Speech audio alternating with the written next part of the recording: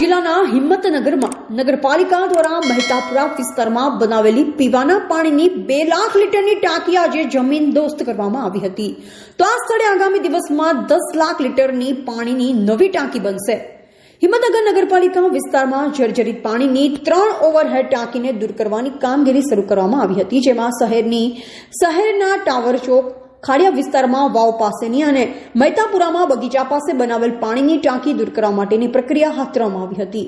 જેમાં ટાવર ચોકની 4 ફેબ્રુઆરી 2024ના રોજ 10 લાખ લીટર પાણીની ટાંકી જમીનદોસ્ત કરવામાં આવી અને 15 દિવસ બાદ તમામ કાટમાળ દૂર કરવામાં આવ્યો. ત્યારબાદ હિંમતનગરના મહેતાપુરા વિસ્તારમાં આવેલ બગીચા પાસે બનાવેલી 2 લાખ લીટરની પીવાના પાણીની ઓવરહેડ ટાંકીનું સ્ટ્રક્ચર રિપોર્ટ દૂર કરવાની પ્રક્રિયા હાથ ધરવામાં આવી હતી.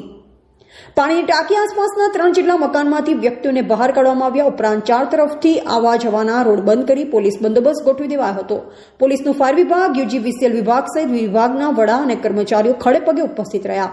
પાણીની ટાંકીના નીચે ભાગ પર હોલ પાડ્યા બાદ તેને તોડવાનું શરૂ કર્યું. ત્યારબાદ એક જેસીબી જોડે તારનું દોરડું બાંધી ખેંચતા 7 સેકન્ડમાં 18 મીટર ઊંચી 2 લાખ લીટરની અંદાજે 2000ની સાલમાં બનાવેલી 23 વર્ષ પહેલા બનાવેલ પાણીની જમીનદોસ્ત થઈ હતી. શહેરમાં 3 જર્જરિત પીવાના પાણીની ટાંકી પૈકી બીજી ટાંકી આજે જમીનદોસ્ત કરવામાં આવી હતી. Reporter Rajkamalsinh Parmar, PTV news, Sabarkantha. Himmatnagar નગરપાલિકા વિસ્તારમાં જૂની જર્જરિત ટાંકીઓ ઉતારવા બાબતે સરકારશ્રીનો આદેશ હોય તેની સ્ટ્રક્ચરલ ડિઝાઇન ચેક કરાવી અને 3 ટાંકીઓ ઉતારવાનું આયોજન કરવામાં આવેલું.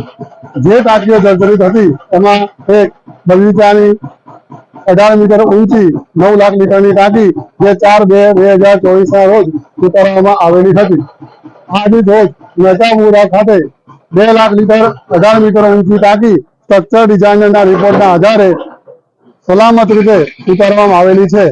આ જ જગ્યાએ મહેતાપુરામાં પાણીની વ્યવસ્થા પૂરી પાડવા માટે 10 લાખ લીટરની ટાંકી બનાવવાનું આયોજન કરેલ છે.